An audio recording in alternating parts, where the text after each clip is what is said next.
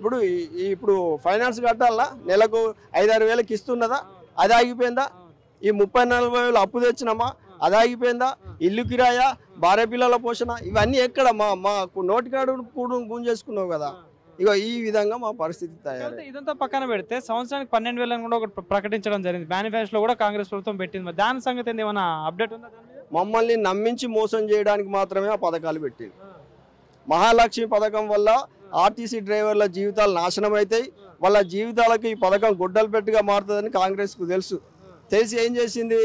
మా నుండి నిరసన రాకముందే మమ్మల్ని బుజ్జగించేందుకు, మమ్మల్ని మోసం చేసేందుకు మాత్రమే ఆ మేనిఫెస్టోలో 2023 ఎన్నికల మేనిఫెస్టో కాంగ్రెస్ ఇలా కళ్ళబొల్లి మాటలు మమ్మల్ని నమ్మించి మోసం చేసేందుకు మీరు అన్నట్టు 12,000 రూపాయలు సంక్షేమ బోర్డు, ఆటో నగర్లు, ఆటో సామాజిక భద్రత కల్పిస్తాం ఇలా అనేక రకాలైన హామీలు ఇచ్చి మోసం చేసింది.